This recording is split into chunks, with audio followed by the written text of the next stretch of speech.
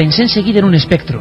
Incluso yo mismo llegué a creer que estaba herido o muerto, o que estaba soñando. No me cabía duda. Junto a la valla de espino pensé que se me había parecido un muerto viviente, y detrás de él, detrás de la niebla oscura, intuí decenas de otros muchos fantasmas, huesos móviles, unidos por una piel seca y envejecida. Milenio 3 presenta Los archivos de la nave del misterio.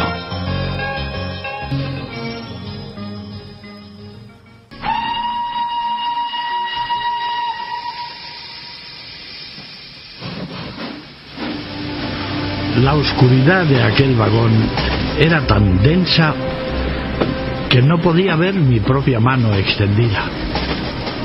Una mano aún demasiado joven para morir. La de un hombre como cualquier otro, que trabajaba sin preocupaciones en aquel pueblo de la frontera polaca. Sé que es difícil de creer, pero tan solo unas horas antes yo tenía sueños y creo que era feliz. Por eso me pregunto, ¿por qué el diablo decidió visitarnos precisamente a nosotros aquella noche? Nunca he vuelto a sentir una soledad como aquella, ni siquiera en los peores momentos, ni siquiera notando en mis pies descalzos el frío de los baldosines que conducían a la cámara de gaseamiento. No, ni mucho menos. Aquel desamparo, aquella impotencia, aquel miedo que respiré dentro del tren que nos llevaba al campo de concentración, es algo que jamás se borrará de mi alma.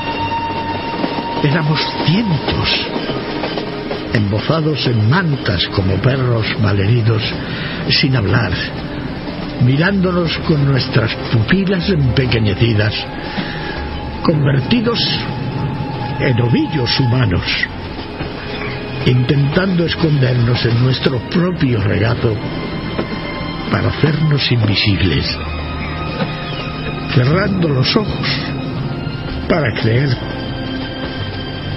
que todo era un mal sueño del que íbamos a despertar. ¡Ay, Hitler! ¿Cuántos? ¡Ay, 194! ¿Todos van para Dachau? No, los gitanos deben ser enviados al centro de esterilización número 3 de Buchenwald. Correcto. Que esperen en el arcén al próximo convoy. Y todos los judíos que suban de inmediato. ¡Arriba, asco de parias! ¡Vamos! ¡Vamos! Decía un profesor que me dio clase en la escuela que en situaciones extremas, cuando sabes que te queda muy poco de vida, la memoria se estira y afila. El cerebro se convierte en una máquina fotográfica viva, capaz de capturar imágenes que jamás nos abandonarán. ¿Qué razón tenía? Allí, en un instante, vi una de ellas. Bajo la única bombilla de aquella estación perdida en la nada, vi, al abrirse las compuertas, a un grupo de 30 gitanos apiñados unos contra otros, circundados por una cadena atada al poste eléctrico, como una cuerda de presos que esperaba su último tren al infierno. Los ojos que más relucían, verdes como esmeraldas, con un fulgor que en mitad del frío crecían de manera casi sobrenatural, eran los de una niña de unos 4 años que, agarrada a su sucio perro de peluche, me miraba fijamente. Era una de esas miradas que 2 personas se regalan muy pocas veces en la vida. ¿Cómo olvidar el momento en que la turba, que comenzaba a subir, Fue borrando los dos luceros de mi vista, alejándolos cada vez más, hasta hacerlos desaparecer. Creo que la niña agitó su pequeña mano sin dejar de mirarme. No sé si fue realmente así, pero es lo que recuerdo ahora, con mi llanto ahogado. Después fueron entrando personas ancianas a empujones, mientras el oficial de las SS les metía la mano en los bolsillos de sus chaquetas y les sacaba el pasaporte, que a continuación arrojaba un montón y cada vez se hacía más grande. Era una montaña de documentos muy cercana a mí, tanto que en un momento logré, tanteando a ciegas, coger uno. No sé bien por qué, pero lo hice. Quizá buscando en aquellas letras el nombre de mis padres, de mi hermano, hasta que el tren no reprendió la marcha y el resplandor de alguna de las farolas de la estación se coló por el ventanuco de la pared. No pude ver la J roja como un estigma maldito marcando la primera hoja de aquellos pasaportes. Pasaron las horas una tras otra y el olor ácido de la orina y la suciedad acumulada ya apenas molestaba por haberme acostumbrado a él. El guardia de las SS, con su uniforme ya polvoriento después de 15 o 20 recogidas de prisioneros, se llevaba de vez en cuando un pañuelo húmedo a la cara como para no contagiarse de nuestras miasmas. Durante el día, un hilo de claridad nos llegaba desde el techo, y entonces veía muchas cabezas moviéndose de un lado a otro como si flotaran, acompañadas de toses y algún quejido lejano. Pero sobre todo, lo que más me impresionaba era el silencio, un silencio duro que ninguna palabra rompía. El mismo que acompañaba a algunos campesinos alemanes que nos miraban como estatuas desde el arcén cuando el convoy paraba, con aquellas caras que querían mirar para otro lado, como si ellos no pudieran hacer nada para ayudarnos, como si además tampoco quisieran hacerlo.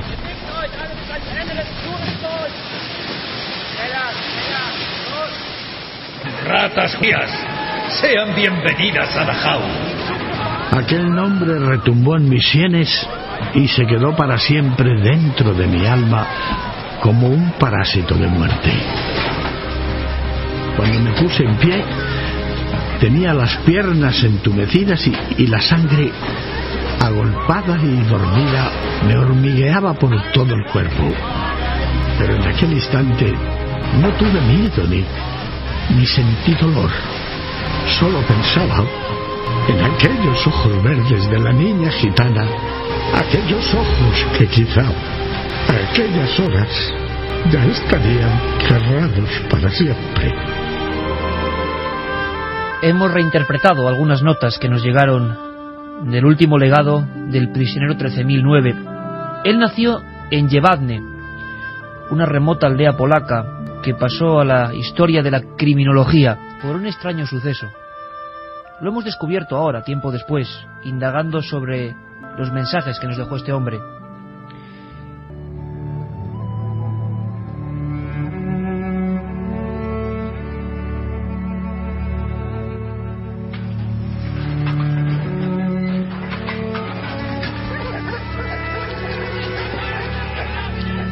Me dieron miedo aquellas formas, aquellos barracones, aquella gigantesca fábrica maligna en mitad de la llanura. Al escuchar cómo se abría la cancela, sentí el latir de mi corazón golpeándome en el pecho cada vez más fuerte, consciente de que aquel lugar horrible iba a ser mi última morada. Lejos de los míos, de mi tierra, de los valles en los que había nacido. ¿Y por qué? ¿Por qué todo aquello? Avanzamos unos 100 metros en dirección a un oficial vestido de negro. Sí, allí estaba, impasible y justo en el centro, sonriendo, llamándonos con su mano enfundada en un brillante guante de cuero.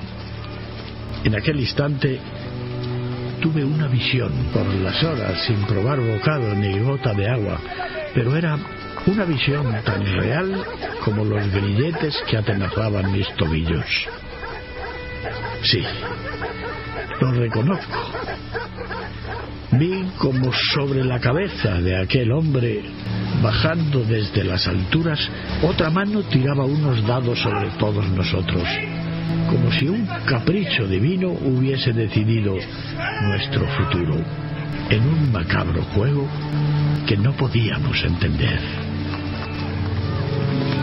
Recordé como poco antes de que se produjese la gran matanza de mi pequeña aldea, quizá un par de semanas antes de que la mitad de nuestros vecinos quisieran exterminarnos en una sola noche, llegaban noticias de las ciudades, de los guetos, de los barrios que habían empezado a vallarse, de las estrellas obligatorias en los brazos y de los tatuajes. Recordé todo eso y se fueron mezclando en mi mente esos indicios del infierno que nos aguardaba y que no habíamos sabido leer a tiempo. Sobre todo, como una pesadilla grabada a fuego, reviví algo que me espantó cuando encontré a un grupo de niños en la plaza de mi pueblo jugando y riendo alegremente en torno a un tablero. Al acercarme, vi que aquel juego era el Judenraus, un pasatiempo de mesa en el cual había que cazar y matar 6 judíos para ganar la partida. Al llegar hasta ellos, aquellos chiquillos vecinos de toda la vida me miraron con unos ojos de hielo, fríos, inmisericordes, y después empezó la lluvia de piedras sobre mi cabeza. ¿Qué había cambiado en sus mentes? ¿Qué estaba ocurriendo? Sí, eran los mismos con los que me cruzaba cada día. Los mismos, pero muy distintos. Ahora tenían una expresión terrible y mutada, la misma que veía frente a mí en el rostro de aquel alto oficial que nos examinaba uno a uno, preguntándonos el nombre y la procedencia. Identidad, nacionalidad y número. Contesté, como ya estaba acostumbrado a hacerlo durante todo el largo viaje. Laszlo Kevorkian, polaco. Prisionero 13.009. ¿Polaco? ¿De dónde? En aquel momento sentí el terror subiendo por cada una de mis vértebras. Aquella curiosidad, aquel rostro interesándose especialmente por mi caso, hizo que me temblaran las piernas. Creo que respondí la verdad. Llevanne. Sí, el minúsculo pueblo que se volvió loco y que se masacró a sí mismo en una sola noche. Al escucharlo, el individuo anotó algo en su pequeña libreta y ordenó que me cambiara inmediatamente de hilera. Entonces acudió raudo otro oficial de menor rango, que con su minúscula llave abrió los grilletes. Todos ustedes van a ir en línea recta a ese pabellón de duchas. Y el otro grupo se quedará aquí. Todos en fila y bien quietos. ¿Ya han oído? Había visto la esvástica en muchos otros uniformes durante el viaje, pero ninguna impresionaba como aquella de plata sobre la gorra, brillando al sol con sus destellos. Había viajado infinitas horas con aquellos individuos que seguían a mi vera mirando al suelo fijamente, como si en esa tierra polvorienta estuviera su último destino. No los conocía. No había compartido una sola palabra con ellos. El miedo nos mantenía mudos. guardando nuestros propios secretos sin ademán de huir, como una hilera de corderos hacia el cuchillo del carnicero. En el barracón inmediato a la entrada se escuchaban las duchas, y una gran nube de vapor de agua no dejaba casi ver las paredes pintadas de verde. Entonces recordábamos todos los rumores, las habladurías, lo que se contaba acerca de los gaseamientos, del exterminio, de los judíos que abandonaban un día las ciudades y no volvían a ser vistos jamás.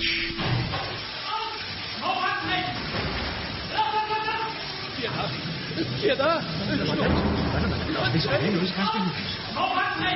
Al judío calvo que encabezaba la fila y que protestaba con furia sacando fuerzas de flaqueza, lo cogieron por el pecho y lo llevaron en volandas hasta el grupo que se había quedado fuera.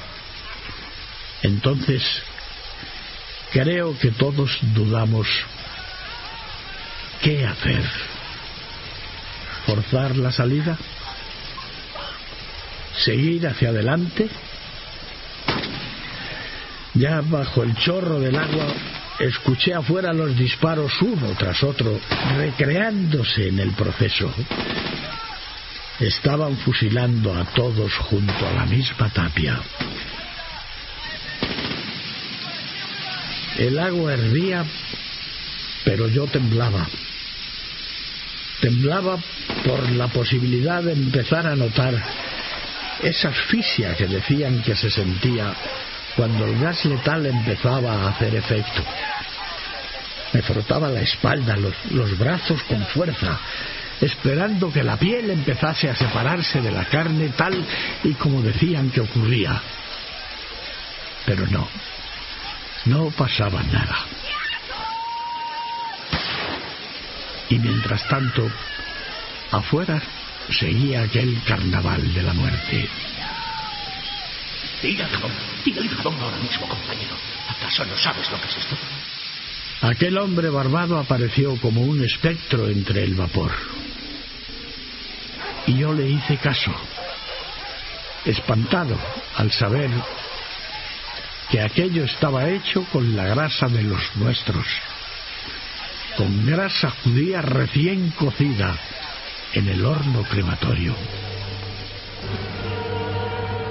De aquella primera noche en Dachau solo recuerdo un pabellón inmenso con miles de literas mugrientas tan cerca unas de otras que aquello más parecía una ratonera, una colmena de ataúdes con muertos vivientes.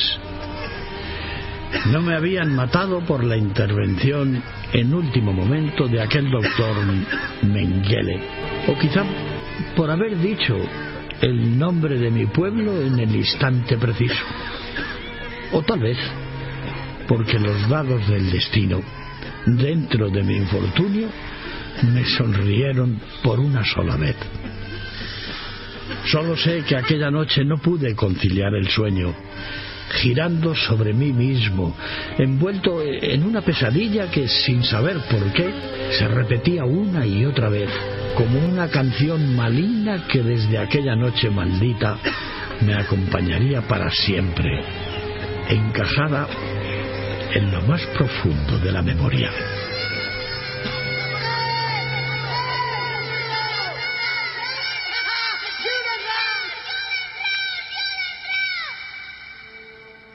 Al tiempo que el célebre juego Judenraus hacía ricos a varios empresarios jugueteros alemanes, empezaban a surgir extrañas ciudades grisáceas, sin nombre muchas de ellas. Su único fin era recluir a gente de la más variada índole. Oficialmente eran Konzentrationslager, o lo que es lo mismo, campos de concentración. Sobre el papel sería un sistema o medio paralelo al aparato represivo legal existente. Con él se ponía fuera de la circulación, o por lo menos se pretendía, a hombres y mujeres que oficialmente no habían cometido ningún crimen. Pero esta era una guerra de mentiras, de falacias, como lo son todas. Lo que se perseguía era deshacerse, incluso físicamente, de quienes consideraban nocivos para el sistema, para el Reich milenario. Su misión: permanecer 1000 años en el poder, con una filosofía completamente nueva, una filosofía que bebía del misticismo antiguo de los germanos. Por cierto, cualquiera podía ser detenido, y por cierto, el tiempo de reclusión en aquellos Konzentrationslager era indeterminado. Conocemos hoy los campos de concentración por lo que hemos visto en películas, documentales, libros, archivos, reportajes, pero lo cierto y verdad es que no son un fenómeno que nace con el nazismo. Mucho antes de la Segunda Guerra Mundial y del ascenso de Hitler al poder se pusieron en marcha en otros puntos muy diversos. En 1896 en la famosa Guerra de Cuba, 4 años después en la de los Boers, en 1904 en Sudáfrica, en 1915 con miles de muertos en lo que hoy es Armenia, y quizá los más célebres junto a los imperados por la esvástica en la antigua Unión Soviética, en los campos de Siberia, los que conocimos gracias a un reportero con el nombre de Gulag. Poco a poco, como hongos malignos, los campos de concentración se transformaron en pasaje cotidiano. Las personas, los alemanes, parece que no hacían mucho caso, no querían hacerlo. Muchas veces se acercaban a las vallas de espino a observar a esos otros que ya no tenían libertad. A estas alturas, el proceso era absolutamente imparable. 8 de marzo de 1933, Wilhelm Frick, ministro de Interior, anuncia la creación de campos de concentración destinados a enemigos del Estado. 20 de marzo, apertura del campo de Oranienburg y Dachau, a 16 kilómetros de Múnich. Primavera de 1933. Existen ya 50 campos de detención administrados por las SS y las SA. Cualquier persona puede ser detenida y confinada en ellos. Enero de 1937. Se crea Lichtenberg, primer campo destinado exclusivamente a las mujeres. Ancianos, mujeres, niños internos en esos campos de la muerte. Todavía no se habían alzado los recintos solamente dedicados al exterminio, la última fase, la solución final. Oficialmente eran lugares de reclusión tan solo. Hubo historias de niños muy importantes en esta Segunda Guerra Mundial. Algunas, tiempo después, cautivaron a todo el mundo y lo sobrecogieron. Quizá muchos oyentes de Milenio Historia no conozcáis el diario de una niña. Se llamaba Anna Frank. Anneliese Marie Frank nació en Frankfurt, Alemania, el 12 de junio de 1929, en el seno de una familia acomodada de banqueros e industriales. Su padre, Otto Frank, había hecho una pequeña fortuna con su fábrica de productos para la tos, mientras la madre, Edith Hollander, se ocupaba de las labores diarias y de que sus 2 hijas, Margot y Anna, tuvieran una educación digna de su clase social.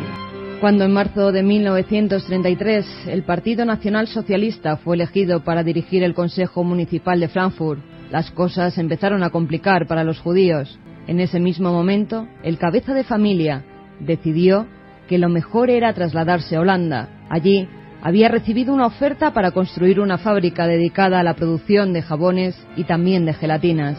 En mayo de 1940 Alemania invade Francia y los Países Bajos, y en consecuencia se inicia la ocupación de Holanda. Otto Frank, que ya había sido alertado por sus influyentes amistades, tuvo la precaución de ir construyendo poco a poco un refugio, unas habitaciones secretas, justo detrás de su oficina. Así quería evitar ser detenidos. Durante meses, minuciosamente, fue almacenando víveres y objetos personales para que los suyos se encontraran más cómodos durante el tiempo que durara el encierro. En 1942, poco después de que los judíos fueran obligados a llevar una estrella amarilla para ser identificados, se dio la orden de trasladarlos a los campos de trabajo que se habían construido en Alemania. En ese mismo instante, la familia Frank se refugió en lo que llamaron la casa de atrás. Anna recibió un regalo muy especial al entrar en el zulo. Cumplía 13 años y sus padres la regalaron un diario, una libreta que años más tarde estremecería a millones de personas. Durante 2 años, acompañados de otros 4 judíos, estuvieron escondidos en las habitaciones secretas, sobreviviendo gracias a la caridad de los que no hace mucho habían sido sus trabajadores. Estos, todos los días, les llevaban víveres y los enseres más imprescindibles, pero los vecinos los delataron. El 4 de agosto de 1944, un grupo de la policía alemana detenía a todos los ocupantes de la casa de atrás. Los Frank y sus amigos fueron una de las 5.000 familias judías delatadas ante la Gestapo. Fueron enviados a un campo de detenidos en tránsito situado en Westerbork. Allí Edith, la madre, perdió la vida. Ana y su hermana Margot no resistirían mucho más. Fueron trasladadas a Bergen-Belsen y allí murieron a causa del tifus. El único que logró sobrevivir al hambre, a las palizas y los trabajos forzados fue Otto, que tras estar retenido en Auschwitz fue liberado por los rusos en enero de 1945. Cuando volvió a Ámsterdam para reencontrarse con las amistades que aún podían quedar con vida, recibió la mayor sorpresa de su vida. Miep Gies le entregó el diario de su hija, el diario de Ana Frank. Allí la pequeña, día a día, desde el 14 de junio de 1942 hasta el 1 de agosto de 1944, jornada en que fueron detenidos, había ido apuntando sus pensamientos, sus miedos, sus angustias, pero también su esperanza en el futuro, un futuro que nunca llegaría a tener. Lo que no podía ni imaginarse Ana mientras escribía aquellas infantiles líneas es que años más tarde su intimidad, su diario, sería leído por 21 millones de personas. Laszlo Kevorkian, el prisionero 13.009 que nos ha dejado entrar en su intimidad, se encontró en este segundo capítulo de su cuaderno blanco con un misterioso individuo, Josef Mengele. El doctor Mengele, más conocido como Ángel de la Muerte, se convirtió, sin ser un gerifalte nacionalsocialista, en uno de los más nombrados en los juicios de Nuremberg, simplemente porque había desaparecido, se había evaporado, y nunca supimos de él. Vamos a ir descubriendo facetas del auténtico Doctor Muerte. Texto de Josef Mengele en su diario. Hoy, 6 de septiembre, he tenido una excelente cena de domingo. Sopa de tomate, pollo con lombarda y un excelente helado de vainilla. Después estuve presente en varias ejecuciones efectuadas en el campo 2B, realizadas con arma de calibre corto. De 3 a 6 he asistido al concierto de la Orquesta de Presos, dirigida por el que fuera director de la Ópera Estatal de Varsovia. A las 8 tomamos lucio al horno y bocadillos. Después asistí a las acciones especiales de exterminio sexta y séptima. 200 judíos minusválidos en el crematorio 1 de Birkenau. Los campos de exterminio ya eran una realidad rotunda. Sin embargo, las SS y las SA lo querían mantener como secreto de Estado. Oficialmente no existían, pero las chimeneas de los crematorios ya funcionaban a máximo rendimiento.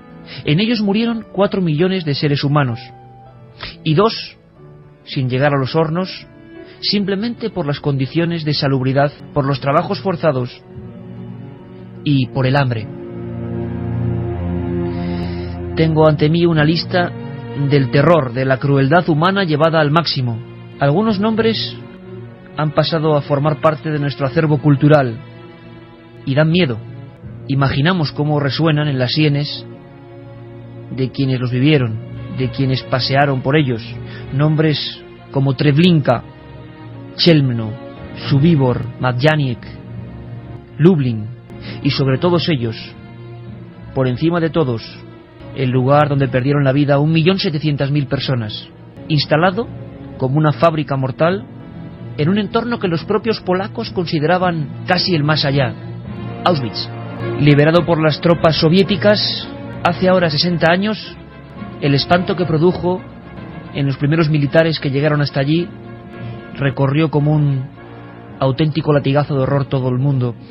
Hay una declaración del primer militar que abre las puertas de Auschwitz y nos puede servir como perfecta orientación para aquel auténtico museo de los espectros. El 27 de enero de 1945, el soldado Yakov Vincenko tuvo el triste honor de ser el primero en ver la auténtica calavera de la muerte. De su diario extraemos otra frase para la historia. Dice lo siguiente: en la sombra, al abrir la cancela, advertí una presencia. Se arrastraba en el barro. Se dio la vuelta y apareció ante mí. Eran sus ojos enormes, blancos, dilatados. Pensé enseguida en un espectro. Incluso yo mismo llegué a creer que estaba herido o muerto, o que estaba soñando.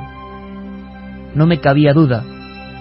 Junto a la valla de espino pensé que se me había parecido un muerto viviente, y detrás de él, detrás de la niebla oscura, intuí decenas de otros muchos fantasmas, huesos móviles, unidos por una piel seca y envejecida.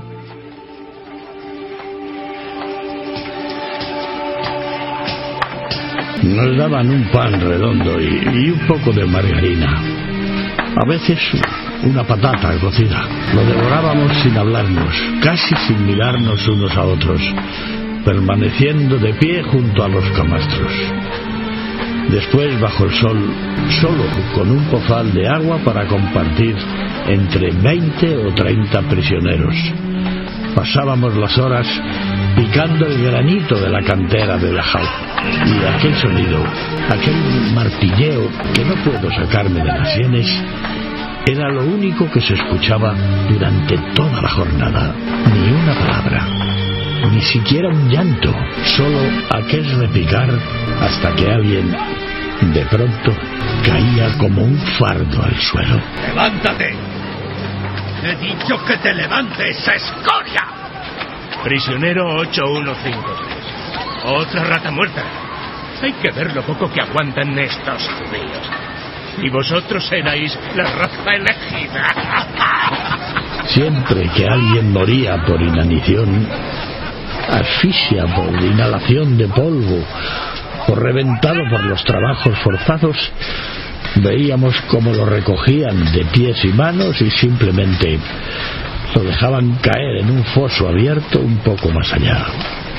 Un agujero del que surgía un olor putrefacto tan inolvidable como el aroma del infierno. ¿Y vosotros qué miráis? ¿Alguien os ha dicho que dejáis de picar? Una de esas mañanas, cuando yo ya era casi un esqueleto, cubierto de piel requemada al sol, vi que llegaban 2 camiones, atestados de gente.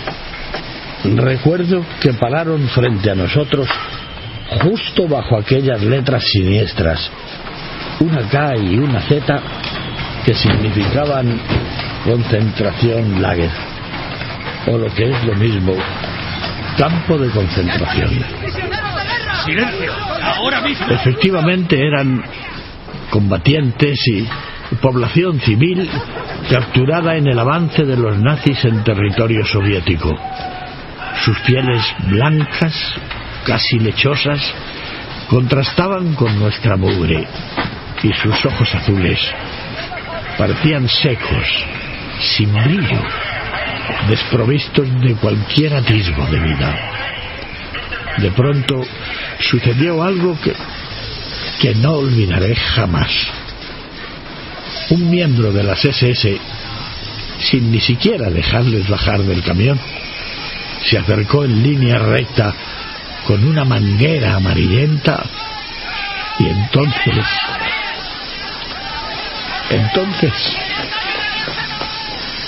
aquel vehículo se movió de un lado a otro como si estuviera vivo y sufriese convulsiones. Se rompió la lona que lo cubría y varios cuerpos de hombres cayeron al suelo. Alguno consiguió escapar por unos segundos de la nube tóxica, vomitando sangre, gateando unos metros hasta que se topaba con aquel centinela gigantesco que lo volvía a gasear con su manguera conectada a un bidón donde pude leer una palabra que tampoco olvidaré jamás. Ciclón B. Unas expresiones de angustia se asomaban en la oscuridad del otro camión, pero como si ya no fuesen ni siquiera humanos y se hubiesen convertido en maniquíes. Atados unos a otros, nadie se movía. Allí seguían los torsos desnudos, el pelo rapado, mirándonos. ¿Se ha terminado ya? Sí. Y hasta pasado mañana no llegan los nuevos depósitos. ¿Has empleado demasiado gas para acabar con esta basura? Tendría que quedar lo suficiente para matar por lo menos a la mitad, pero parece que esto no estaba lleno de todo, ¿no? Seguíamos en hilera, con los trajes de tela raída, con la mano en los picos, incapaces de mover un dedo. Quietos como estatuas puestas al sol. El centinela que nos vigilaba se quitó el casco negro y se rascó la cabeza intentando llegar a una solución para el pequeño problema: exterminar a los 40 pasajeros de aquel camión de la muerte. Por un momento, como en un mal presagio, me quedé mirando a aquellos 6 Doberman, los perros de presa tan fibrosos y voraces que vigilaban al otro lado de la verja de espinas. Los 2 oficiales también lo señalaron y entonces creo que sentí un escalofrío que removió hasta el último de mis músculos. Pero allí seguí, como todos, inmóvil, desprovisto de cualquier rasgo humano, asistiendo a aquella brutal carnicería sin pestañear. Los arrojaron a los perros como carnaza del mediodía. Prefirieron esto a gastar munición o quizá a matar ellos mismos apretando el gatillo. ¿Qué pasa? A los pocos minutos, aquello era un amasijo de miembros humanos sin forma, desperdigados junto a la valla oxidada. Los Doberman, hinchados, se tumbaban a la sombra y se relamían en silencio con las comisuras aún manchadas de sangre.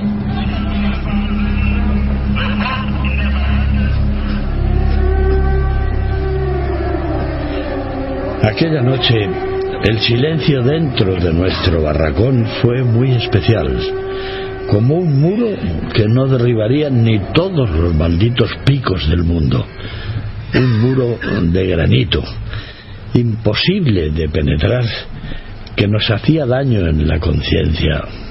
Sin embargo, cerca de las 12, alguien habló.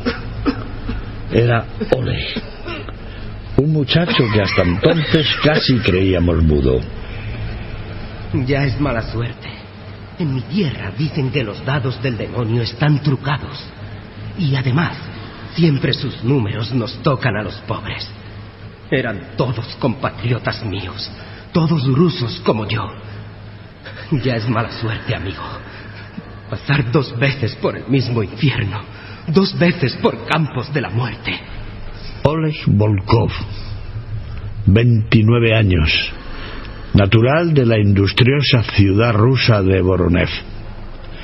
Huyó de su país tras la revolución bolchevique de hacía 2 décadas. Su familia había conocido los otros campos de concentración, los suyos. Perra vida. Habían sufrido la miseria, los trabajos hasta la extenuación, las palizas, las violaciones.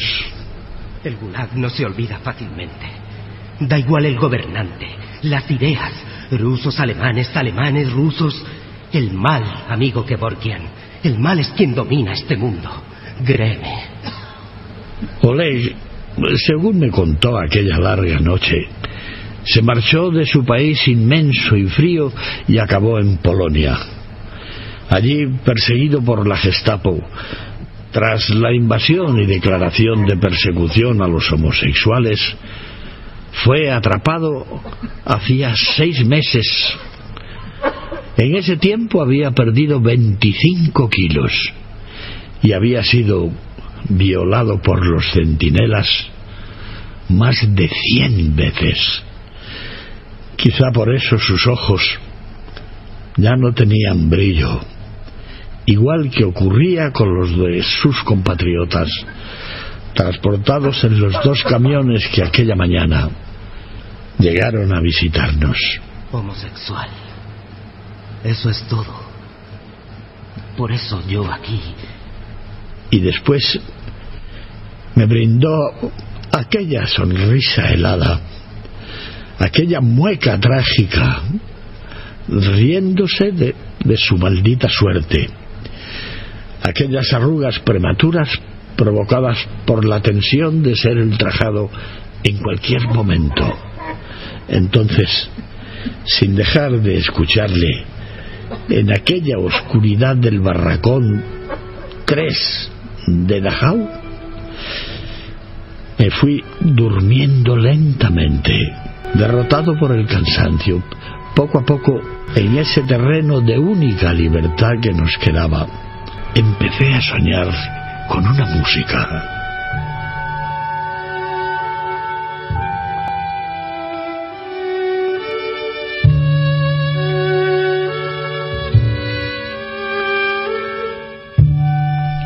Cada año, al llegar el verano, en mi pequeño pueblo, antes de que todos se volvieran locos, bailábamos y cantábamos en la gran fiesta del bosque de Lodz.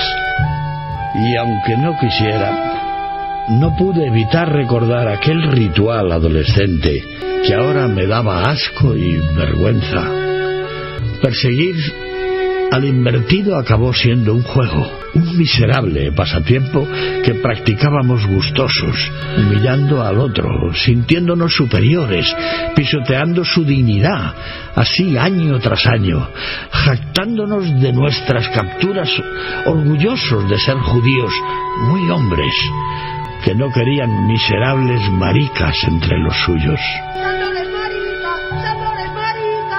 Y así mi sueño se fue convirtiendo poco a poco en pesadilla. Y me imaginé a mí mismo, cruel, vestido con el uniforme de las SS y la estrella judía en el brazo muy brillante, machacando la cabeza y pateando el estómago de cientos de homosexuales, como el amigo Oleg. Y una rabia y unas lágrimas calientes fueron bajando por mi cara durante horas, como un río silencioso.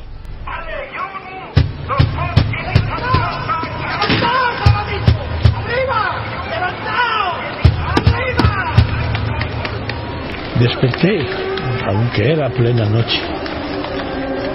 Vi una cara que se me aproximaba y supe que había pasado algo. Laszlo, despierta. Nos transportan a Auschwitz. ¿Y Oleg? ¿Dónde está Oleg? Respondí viendo su camastro abierto y vacío. Se lo han llevado ya a Treblinka.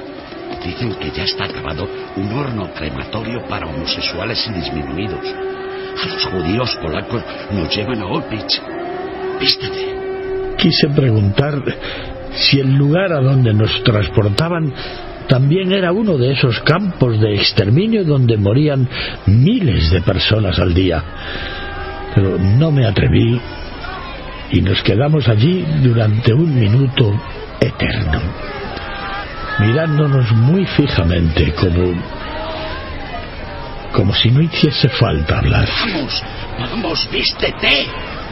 Me quedé sentado hasta que a empujones me condujeron al mismo camión donde los rusos habían sido gaseados. Aún olía aquel ácido, pero apenas lo sentía.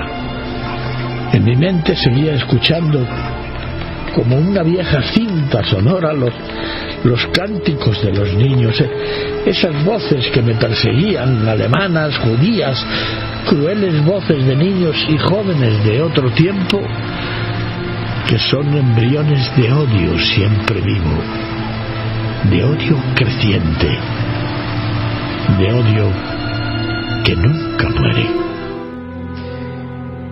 Oleg Volkov tenía toda la razón del mundo. Su inmenso país años antes se convirtió en uno de los pioneros en los brutales sistemas de campo de concentración y exterminio. Hubo millones de muertos, aunque la documentación es escasa. La costumbre de quemar los cuerpos humanos y después los archivos era algo ya muy extendido. Sin embargo, el nombre de estos recintos debería darnos casi el mismo horror que nos provoca todavía hoy, 60 años después, los campos de concentración nazis. Las siglas han quedado en la mente de muchos. Gulag. Se estima que a lo largo de su funcionamiento, muchos años, fueron visitados por 25 millones de personas. No se puede calcular el número exacto de fallecidos. Algunos eran inmensos subterráneos, sótanos, ciudades de muerte bajo tierra. En Siberia hubo más de 50. Era lo que se llamó época del terror rojo. Hemos querido acudir a un experto sobre el terreno, a nuestro corresponsal en esa tierra, en esa zona, Rodrigo Fernández, y le hemos preguntado por esas siglas que todavía se evitan en algunos puntos de lo que fue la antigua Unión Soviética. El enigma Gulag. Primero hay que decir que la palabra Gulag es una abreviatura de Glavnoe Upravlenie Lagerii, que incluso significa directorio principal de los campos. Se sobreentiende, por supuesto, que de reclusión o de concentración. En un sentido amplio, en Rusia se aplicaba a todos los lugares donde los rusos cumplían condena en época de la dictadura comunista de Stalin. Esto se trataba de una auténtica maquinaria de exterminio donde la gente moría rápidamente, puesto que la mayoría de esos campos se encontraban en lugares con clima durísimo, en Siberia y el extremo norte. La mortandad era sumamente alta, tanto por esta razón como por las condiciones en que se encontraban los presos: pésima alimentación y trabajos forzados. La gente moría de hambre, frío y sobreexplotación en los trabajos. Los años más duros en el lugar fueron los años 37 y 38 y del 41 al 45 del siglo pasado. En aquellos tiempos moría anualmente entre el 20 y el 35% de los presos. Por eso a menudo comparan el Gulag con los campos de exterminación de los nazis. El Gulag pasó a ser conocido mundialmente gracias a la obra del Premio Nobel de Literatura Alexander Solzhenitsyn, que se llamaba justamente Archipiélago Gulag, publicada en 1933 en París por primera vez y después ya en el resto del mundo. La gente caía al Gulag por las razones más absurdas: por llegar atrasado al trabajo, por contar chistes políticos, o simplemente porque la policía secreta tenía que detener a un número determinado de enemigos del poder soviético al mes, y como no había suficientes enemigos verdaderos, se los inventaban. Laszlo Kevorkian tembló al escuchar el nombre de Auschwitz. Ese era el siguiente punto en su viaje hacia el infierno. Auschwitz era el campo de concentración y exterminio más grande. Allí se empezó a utilizar lo que se llamó Ciclón B, el anagrama una calavera verde, siempre en una de las caras del bidón de donde surgía la manguera para el gaseamiento. Era un veneno letal, ácido prúsico. Declaración del doctor Miklos Nisli. Una inmensa chimenea cuadrada de ladrillos rojos se elevaba como un huso hacia lo alto. Estaba rodeada de lenguas de fuego que crepitaban entre las barras de iluminación. Intenté imaginarme qué clase de guiso infernal requería ese fuego tan tremendo. Y una ligera brisa trajo el humo hacia mí, y la nariz y la garganta se me llenaron del hedor nauseabundo de carne quemada y de pelo chamuscado. En aquel momento se empezaba a hablar de la solución final. Era un proceso que se había iniciado realmente años antes y que tenía en el punto de mira a la raza judía. En el año 39 el general de las SS, Heydrich, comunicó en una circular la creación de guetos en los territorios ocupados. El proceso era bastante sencillo, al igual que cruel. Los judíos eran confinados primero en barrios y en suburbios, sus casas reocupadas por oficiales alemanes. Después, cuando algunos se consideraban útiles para los trabajos forzados, iban a los campos de concentración. Las personas que no fallecían por insalubridad, por falta de asistencia sanitaria, eran conducidos a los campos de la muerte, a los campos de exterminio. Por ejemplo, en Varsovia se instalaron en el gueto 380.000 personas. Se dice que diariamente fallecían entre 100 y 150. Los guetos aislados en los territorios ocupados generaron 2 millones de muertos.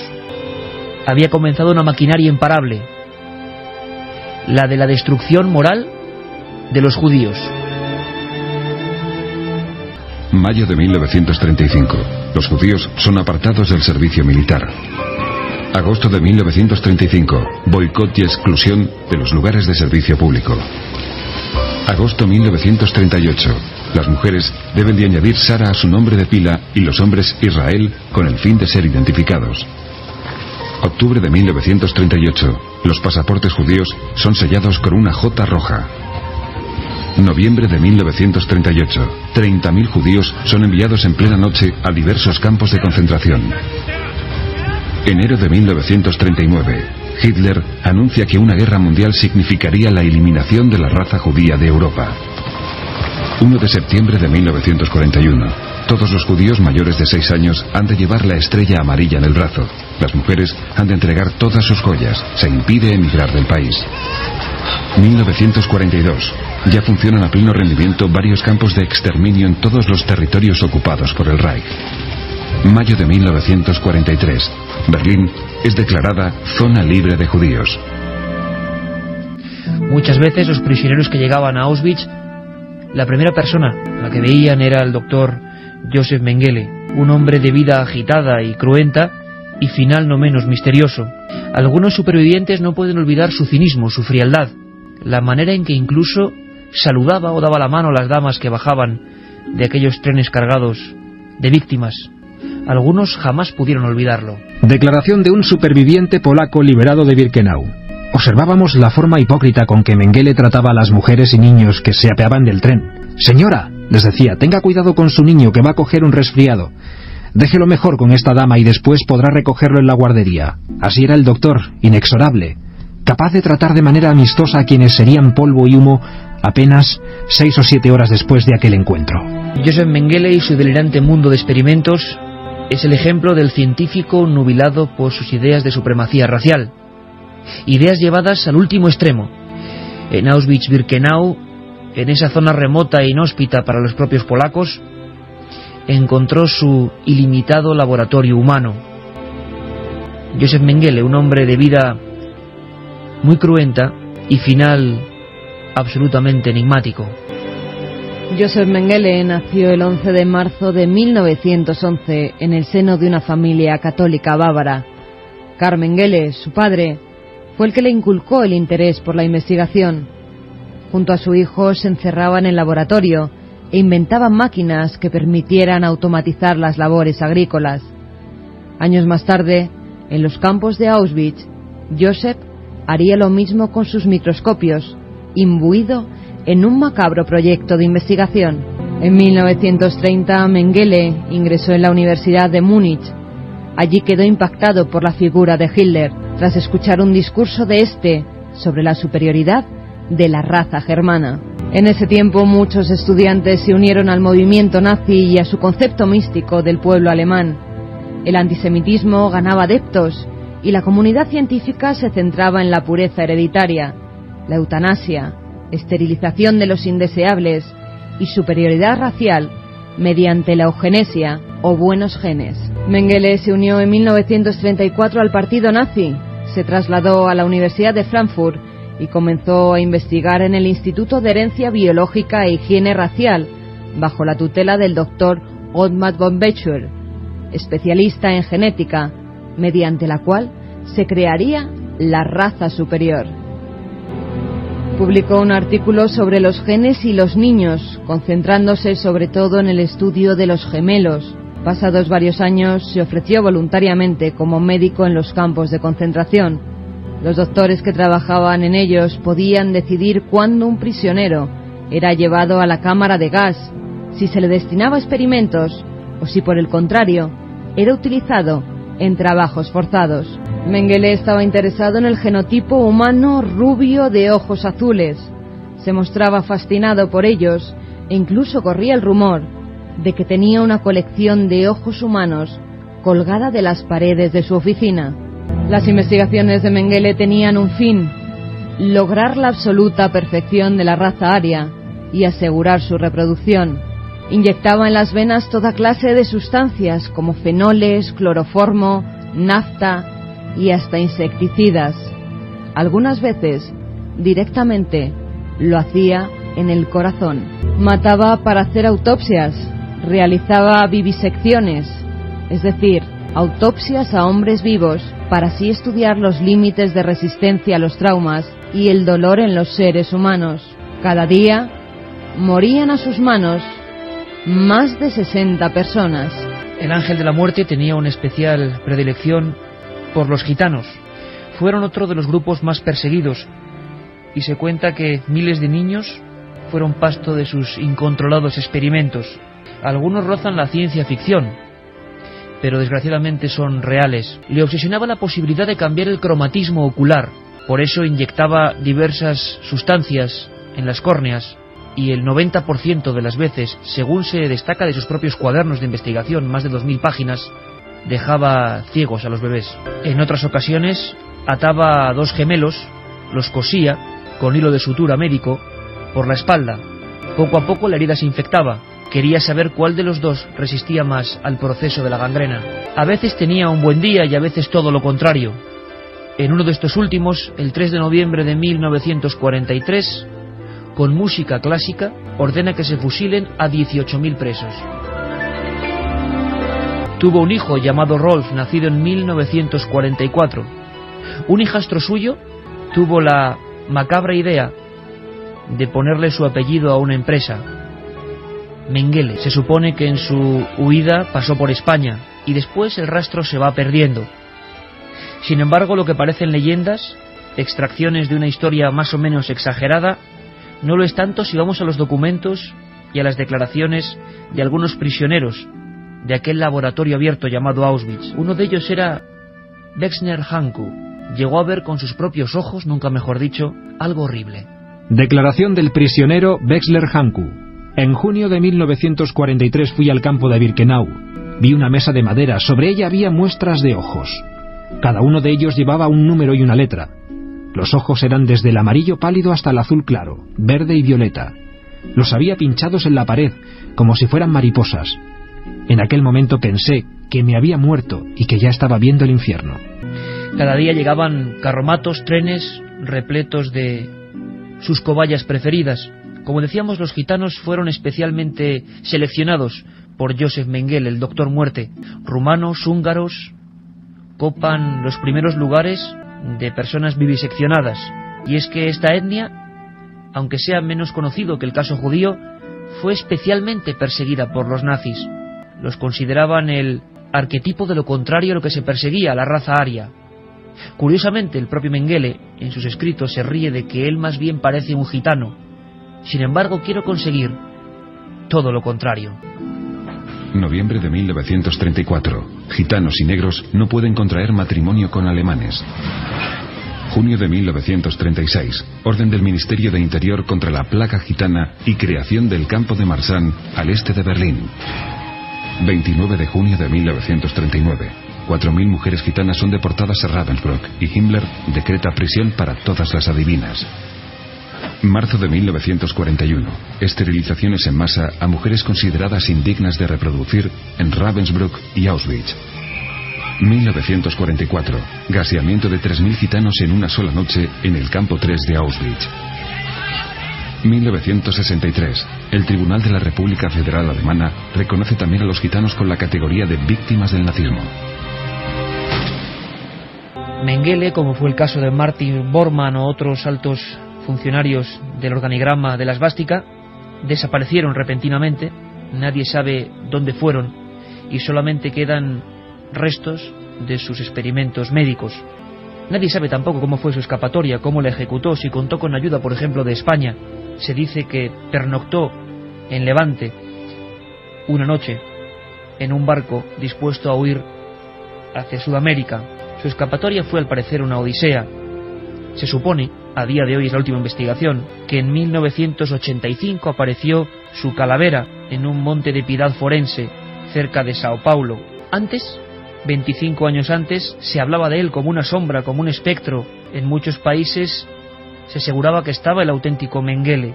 Recuperamos un anuncio de 1960, la portada de periódicos de Argentina y Paraguay. Dicen: se busca criminal. Responde al nombre de Josef Mengele, médico asesino de Auschwitz. Y es que en el célebre proceso de Nuremberg contra los crímenes del nazismo faltaron personas influyentes y claves. Himmler, Goebbels, Hitler, evidentemente se habían suicidado y no pudieron comparecer. Tan solo Göring llegó allí como gran jerarca nazi, pero muchos otros desaparecieron, no sabemos nada de ellos. Se refugiaron en otros países, las leyendas crecen en torno a si purgaron su culpa o no, si tenían remordimientos de conciencia. En el cuaderno de Kevorkian aparecen muchas cosas sobre su figura. Lo que también se preguntó en Nuremberg es si el pueblo alemán había aceptado lo que había ocurrido en sus territorios ocupados. Hemos querido, 60 años después, saber qué fue de esos lugares concretos, de esas maquinarias de la destrucción humana, de esa vergüenza que todavía en algunos sitios sigue erigida, aunque eso sí, convertidas en museos y en archivos historiográficos, para que nadie olvide. Se lo queremos preguntar ahora a la corresponsal de la cadena SER en Berlín, Carmen Vela. Desde el pasado 27 de enero, con el 60 aniversario de la liberación del campo de exterminio de Auschwitz en Polonia, se han sucedido las conmemoraciones similares en otros centros con el que el régimen nazi sembró el territorio del Tercer Reich. Hoy se tiende a englobar bajo campo de concentración a todos los lugares donde el régimen de Hitler mantenía a trabajadores forzosos, pero en realidad la perversa burocracia nazi separaba muy bien entre campos de trabajo, entre los que se contaban por centenas, y campos de exterminio creados a partir de 1942. Por ejemplo, Buchenwald, donde entre 1937 y 1945 hubo más de 250.000 prisioneros internados y de ellos 56.000 murieron de hambre y enfermedades o fueron ejecutados, no se consideraba técnicamente un campo de exterminio como lo fuera Auschwitz. Como ha quedado escrito en los testimonios, el trabajo inhumano y los tratos brutales a los que estaban sometidos los prisioneros en Buchenwald hacía superflua la existencia de hornos crematorios. Los campos de exterminio más importantes se ubicaron en territorio polaco para que pasaran más desapercibidos a la población alemana. Muchos de ellos han desaparecido del mapa o solo queda una placa como recuerdo. Sachsenhausen, Ravensbrück, Bergen-Belsen, Dachau y Buchenwald en Alemania, Auschwitz en Polonia y Theresienstadt en Chequia, entre otros muchos, son monumentos del recuerdo que se pueden visitar. Muchos de ellos tienen museos o centros de investigación históricos ligados a universidades o fundaciones. En Berlín se acaba de inaugurar el Monumento al Holocausto, un centro de documentación que conectará todos esos lugares del horror.